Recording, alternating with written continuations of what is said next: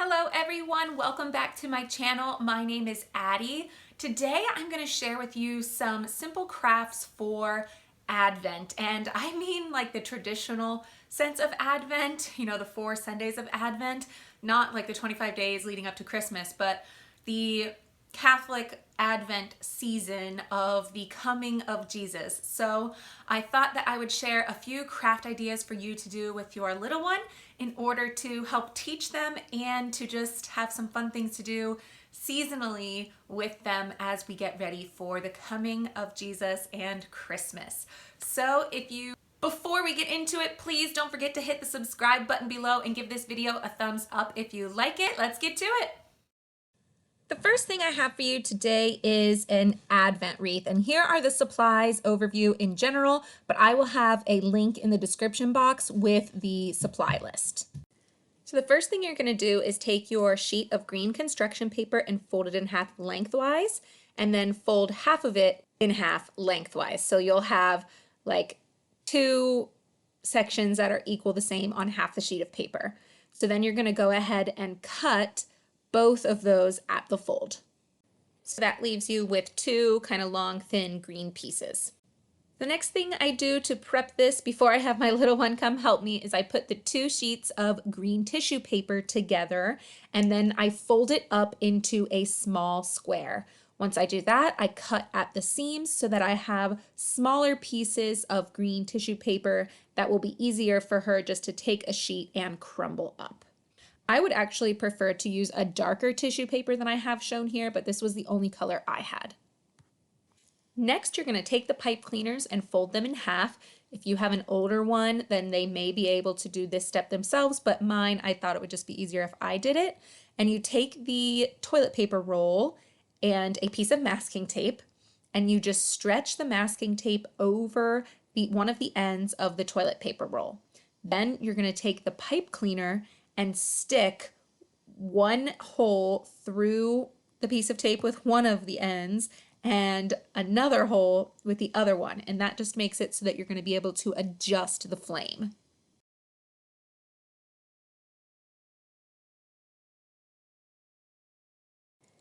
Up next, you're going to fold your pink piece of construction paper and your 2 purple pieces of construction paper in half like a hamburger and cut at the fold. Now that you're prepped, it's time for help. Get your little one to either glue, staple, or tape those 2 green sheets together, and then have them start crumbling up those green pieces of tissue paper. Once they're all crumpled, you can get the long strip with a couple dabs of glue and start putting the tissue paper onto the long sheets. Once you have it all done, you want to set it aside to dry while you work on the other part of the project. If you saved some for your little one, it's now time to put those wicks in the candles, and then after that, this is what you will have. Then you are going to wrap your toilet paper rolls with the construction paper. You can just do that with glue. It's going to be a little higher than the roll, but that's okay. That's what you want. In the end, you'll have 3 purple and 1 pink. Hopefully your green piece is dry at this point, so you want to attach that together in a circle, and then you can just set it up. I would recommend having all of the wicks below the construction paper so that they're kind of invisible for the start of Advent, and then of course as a Sunday comes, you bring up the wick of that Sunday. The next idea I have for you is a good deed manger box. I had Dan create this, but you can use just a cardboard box or a cereal box or whatever you want. And then fill a small jar with some hay or cut up yellow construction paper, and every time they do a good deed over Advent, have them put 1 piece of hay in the manger. On Christmas Eve, they'll have a nice soft cushion for Jesus, hopefully, and then you can sneak like a little baby Jesus in there Christmas Eve so that when they wake up on Christmas Day, Jesus has come and there's a nice soft crib for him.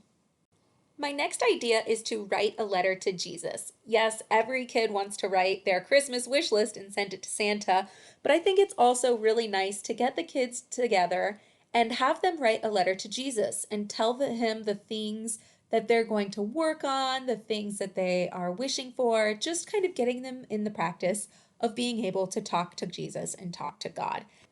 Once done, I had her roll it up and tie it with a bow We put it by her window, and then when she was sleeping, I kind of snuck and grabbed it, and she really thinks that, an angel came and brought it to Jesus. The next activity is one that I did when I was in first grade, and I really thought it would just be cute to have her do it as well because I loved it as a kid. So I went ahead and found a picture of Mary, Jesus, baby Jesus, and an angel online. I put it in Word, I blew it up so that when I printed it, it would be to size, and I just let her start coloring.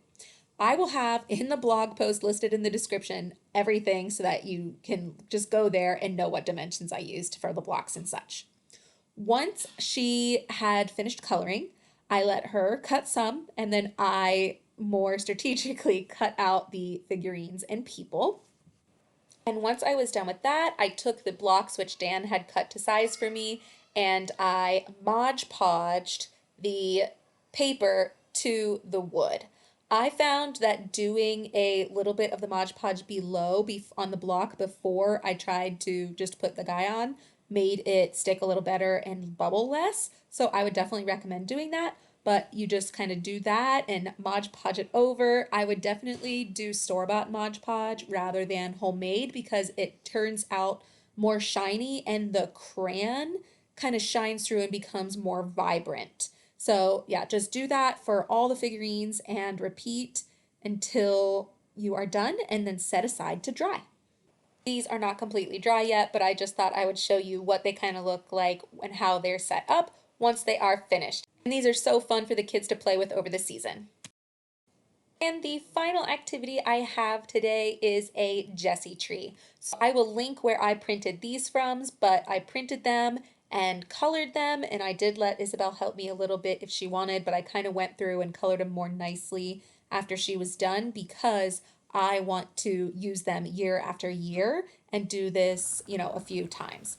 I went ahead and laminated mine because I wanted to do that, but that is just an optional step for you if you want to do that. So once you are done with that, you will go ahead and start cutting them out. If you have like a 2.5-inch hole puncher, then that works perfect. But scissors work just as well too. It just might take you a minute. All right, so then once you have these kind of all cut out, you can do them a few different ways. You can put a little hole in the top with a hole puncher and a ribbon, and you could hang these on your Christmas tree or on just a table tree, wherever you kind of want to put them. You could, on the back, put sticky tack or Velcro, and you could do a tree out of butcher's paper or green construction paper on your wall, and then you could attach them to the wall, in whichever way you have chosen to. You could even use tape, really, double-sided tape, or just, wrapped tape.